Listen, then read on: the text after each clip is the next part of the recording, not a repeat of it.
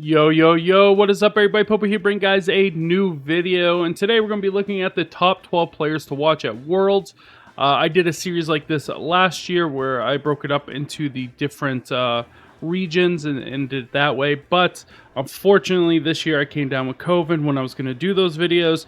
And yeah, so I'm just going to throw them all into one. I thought about just breaking them up. It was just too much work. It's, I just don't have the mental capacities to do it while infected with COVID here. So I'm doing the best I can. So I do apologize. And if this video does go tangenty or, I go off topic or I just miss things, I do apologize. My brain is not 100% at the moment. And I'm going to do my best for you guys. But yeah, there's a lot of players to look at and go over. So I probably missed some that you guys might have liked, or players that you do enjoy. But, I just picked these players as the players I'm going to be watching and the players that I think are going to perform very, very well. Now, they might not be, the number one choice by everybody or, whatever it might be. But, yeah, I think I narrowed it down pretty well. I kind of looked at a few things like how they've done recently, how it's gone over the whole season, kind of the confidence that they're playing with, seeing kind of what teams they were using last and stuff like that. Though that one probably does the least for anything because it is what it is. But yeah, I just kind of broke it down that way. So let's get right into it. So this first one might surprise people because I think a lot of people might have him higher because he is the 2024 world champion. We got Luca Caravelli, of course. This season has done all right. A top 16 at NAIC, top 16 at Stuttgart, and then top 32 at EUIC, and a top 16 in the Grand Challenge. I think that was Grand Challenge. I wish they would differentiate them with letters because I couldn't fit Grand Challenge on there. And the last team that we did see Luca use was at the North American International Championship, and it was just a variation kind of the team that they won Worlds with. Switching a couple of Pokemon, we see the Lunala in there, and we see, of course, Ursaluna, which were in the original builds. And yeah, just really sticking to Miraidon, and Miraidon is something I think that Luca will probably play again. We'll have to see, but just really hasn't had the push going through this whole season. Maybe taking it a little bit less serious. Will that affect their play at the World Championship? Of course, one of the best groups of people to play with is that Italian group. So no shortage of amazing players to play with and really develop and hone skills a little bit more. So maybe they're going to come out of here with a very, very good team and a very, very good finish. But as of right now, Luca is my number 12. Now, number 11 is going to be Diego Ferreira. This is a player who did pretty well at Worlds last year and a player I had picked to do really well at Worlds. Getting top 8 is a great finish. Also won Bisbane this year and got top 4 at Buenos Aires, of course, too. Did not perform super, super well at North American Internationals using that team that you see down below. A Trick Room team and using King Gambit is very interesting, but a 5-3 finish is going to be very, very disappointing. I don't know if Diego actually fully tried for the tournament or just wanted to try something different and have some fun. It's hard to say because a lot of people did do that going to North American Internationals, and they were more focused on just, having a good time rather than playing the team that they thought would win. So it's possible Diego did that, but I think Diego will have another great finish. Can we see another top cut at Worlds? I don't know, but I think overall they've done better than Luca this season. And I think it's potentially somebody that you should definitely be watching. Number 10 is going to be another surprise, and this is when I kind of struggled with putting this far down the list. I did want to put them higher. I don't know why I put them this far down the list. Shohei Kimura, of course, the 2023 world champion. Yeah, got second place at it's the Japanese Championship now, but I still call it Japanese Nationals. Got top 16 at European Internationals, top 32 at North American Internationals, top 4 at Brisbane Regionals. Losing to Diego, I believe. Also has been a menace on these this circuit, the Victory Road circuit that's been going around, has been doing very, very well there. And a lot of these grassroots online tours too, just performing very, very well. Now, the reason why so low here, it's going to be something similar to the effect of, will it be too much? Like, will Shohei get too much in their own head? Possibly could win the whole event. I mean, a top 10, player to watch is obviously still amazing. And the, all of his records this year are there, you know what I mean? So, just somebody I struggled. I don't know why I put them this low on the list. Probably could have been much higher, but yeah, Shohei, I think could still win it all and become a two-time world champion. Only the second time a two-time world champion. Of course, Ray Rizzo being a three-time world champion. The team that they recently used in one of these Victory Road tours is sitting there, and this one was very, very recent, getting 19th place. Will they bring that team to the World Championship? I'm not really sure. I think a lot of those Victory Roads are going to be misdirections, but we'll have to see. Is Joe going to bring Groudon? Is Groudon the call? I'm not too sure about that. Maybe in a tour like this, but I don't think at the World Championship Groudon is him. But who knows? Maybe I'm missing something. But to me, personally, I don't really like this team. I get the team, but I personally don't really like it. But we'll see if Shohei shows up with it and starts doing some work with it. But number 9 is going to be... I apologize if I say any names wrong during this video. I should have said that at the beginning, but I forgot. Is it Chiyu Chi Hung, I think, from Taiwan, and I do apologize. Yeah, number 9, and I really believe in this player. Just the fact that they're Taiwan's number 1. They won both the Premier Ball and the Master Ball leagues, which is kind of crazy.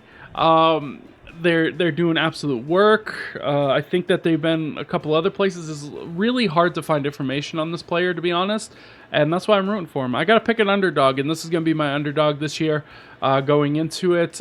They are very determined. Michael Kelsch actually released a list of their top considerations for the World Championships, and yeah,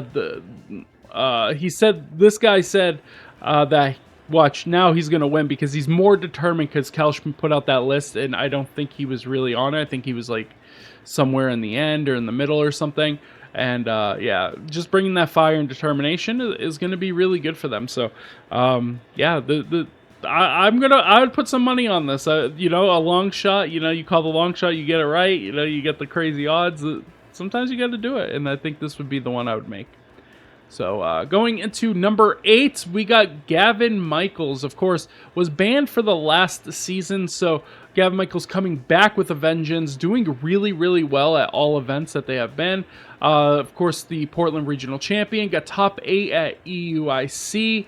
2023 Oceanic International Champion. What did we get from that? I believe it was his Palafin. Yeah, right. It was Palafin.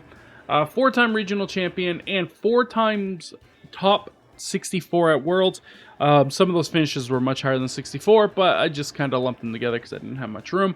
Looking at Galvin's last team, you can see it's a rain team. Something Gavin Michaels really likes to use is rain teams. Very famous, quote-unquote famous for those rain teams, popular for those rain teams.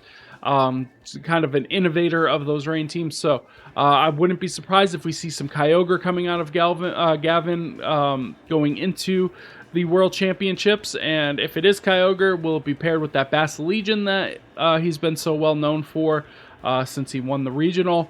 Or will it move on and go into some other direction and maybe another misdirection where everybody's like, well, Gavin's bringing rain, and then Gavin brings sun. You know what I mean? Could be something really cool.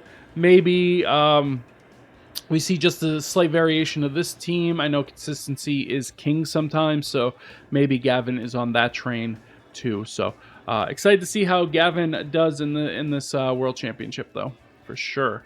Going into number 7, we got Marco Silva. Now, this is another one that was really hard for me to put this low because Marco could win this whole thing. Marco is a very consistent player, has been insane. 2025 Latin American International Championship, got second at North American International Championship, won a grand, I believe that was a grand challenge, top 16 at Worlds last year, and then 2 second place regional finishes this year on top of the North American International second place. So really, really, really good player. Besides the world's top 16 and obviously winning in seniors a bunch of years back, hasn't really performed super, super well at the Worlds. So maybe Worlds is the weakness, but once again, be able to play and prepare with all those amazing, amazing players from Italy. It could be anybody's game. I mean, the amount of power and strength coming out of Italy in general is just insane. I got multiple Italians on this list, on this top 12 list. So, yeah, it could go any way. Marco could be, you know, number 1 on your list, and that'd be perfectly fine. Could be number 2 on your list, perfectly fine. It's just really hard when there's so many good players to fit them all on a list like this. So, Marco unfortunately dropping down to 7th. The team that they used recently was part of that Victory Road series as well. It's a pretty interesting team. We see the Rock Ogrepon, something that fell off near the end of the season. North American Internationals, it kind of fell off going into that. But yeah, we don't see a terrain changer, but we do see an Amunga. So that's a really interesting fact too. We do, of course, we have technically a terrain changer in Chen Pao, but I meant like one you could just switch in and go for a spore or something like that. But yeah, it'll be really interesting to see how this team performs. Obviously, it's done very well for Marco, and I mean, Marco's an insane player too. So, going into number 6, we have Michael Kelsch. Sorry, of course, second at Worlds in 2023, top 4 at Worlds last year, 2-time regional champ, top 16 at Worlds. Why did I messed up on there? Top 64 at North American International and a top 32 at Latin American Internationals. Sorry about that mess up. Once again, my brain not completely functional. I think that was supposed to be a different tournament, but I'm just not sure which one. Could be EUIC maybe, get top 16. I'm not really sure. I do apologize. But Makil, yeah, of course, been insane at Worlds. No matter what he has done outside of Worlds, has been insane in Worlds. One of the best Pokemon players, like, in the world right now. Just generalized Pokemon play. Of course, great in singles. Came from the singles scene. Worked their way into the VGC scene and has been a very big force to reckon with in that scene. So yeah, you can't doubt Makil because it's just has the power, has the strength, has the play in. As we look, they did participate also in some of these tournaments on Victory Road. And the team that they're using is kind of similar to stuff that they've been using all season. So we'll see if, you know, once again, consistency is king. Use something that you're comfortable with. Is going to be Makil's MO going into this tournament. So going into number 5, we have Joji Keita, 2-time Global Challenge winner, first in Grand Challenge 2, top 16 at EUIC, top 64 at NAIC, and 3 times top 32 at regionals this season. Insane. I don't think it was this season, I think it's just in general, but insane. Actually insane. This is a person who can team build for a, best of 1 format, and we'll have to really see if it can transition into that Worlds format. But this is one of the most insane runs going right now. Like, those global challenges are no jokes. And being able to win 2 of them is absolutely crazy. But also bringing those performances and doing well at the international level too is just like he's just on another level at the moment. I think has a very, very good chance to win. And I think this is a player that maybe not everybody's looking at either. Maybe if you're well known into the VGC community, maybe you're looking at a little bit more, but some outside people might go, well, yeah, he's doing well at the best of one formats, you know, no team sheet formats, but I don't think they could perform. But then they got the top 16 at EUIC, top 64 at NAIC, so could go either way. All right. And now we're going into top 4. And number 4 is going to disappoint a lot of people. And, yeah, I'm sorry. It's Wolf Glick. What can you say about Wolf Glick? He's the 2016 World Champion. He won a global challenge. He's the EUIC champion, 10-time regional champion, top 24 at Worlds in 2024. But we see the top 256 at North American International Championship with the team pictured there. My apologies. I had to cough. Once again, I have COVID, so I'm fighting through it, boys. Fighting through it. But anyway, so Wolf Glick being number 4 was a hard choice for me because I think his season has been basically generational, but his performances at the World Championships over the last, let's even say 5 years, not even 8 years maybe, hasn't been the greatest. Of course, top 24 at Worlds last year was really, really good. A strong day 1 for Wolf last year where just went absolutely nuts and went undefeated, and then just wasn't able to keep it going into day 2 and especially top cut where was able what ended up getting knocked out in the first round. Also, poor performance at North American International Championship, and I know these are separate tournaments. They don't really relate to anything, but finishing out the last couple of tournaments and not doing very well that you did participate in can be a little bit rough and maybe mentally exhausting, though Wolf Glick, one of the most mentally strong players we've ever seen. So it's hard to really say that, but I'm putting a little bit of doubt on Wolf Glick that maybe he can overcome it. You know what I mean? I got to put a little bit of doubt because Wolf Glick was at number 1 at the beginning of this when I started making this video, but I changed it up, and I felt like it wasn't right. I felt like it just didn't feel right. I don't think Wolf was number 1. I think the person I have at number 1. I think my top 3 is very strong, and I just think Wolf is right outside that top 3. But he could win it. Like I said, any of these 12 could just win this. Anybody even outside the top 12 could win this. Like it's such a strong field that it's insane. You know, one bad matchup leading into a second bad matchup could be the end of your tournament. So thinking with those thoughts, like anybody could become the world champion. It's really, really such a crazy tournament. Number 3 now. When I was making this list, I was just thinking of the top competitors throughout the season. And one of the top competitors, especially in the North American circuit, has been Carson Confer. This is a player who has just been so strong in every single tournament they participated in. There wasn't really one tournament that they didn't do well in. We see the Sacramento Regional Champion, top 16 at North American Internationals, top 8 at on a global, I think it was a Grand Challenge, top 16 Worlds in 2018, so that was a long time ago, but still a very, very good finish, and just seeing that even 2018 to now, they're still a strong player in 5 regional top cuts this season.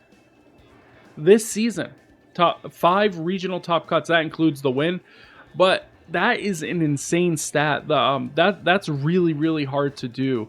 And yeah, Carson is out here. I think Carson is one of the leaders, of course, number 3 to actually win this world championship. And I think a lot of people would agree with that. And I think their play has just been very strong and consistent. And that's something that's important in a tournament like this.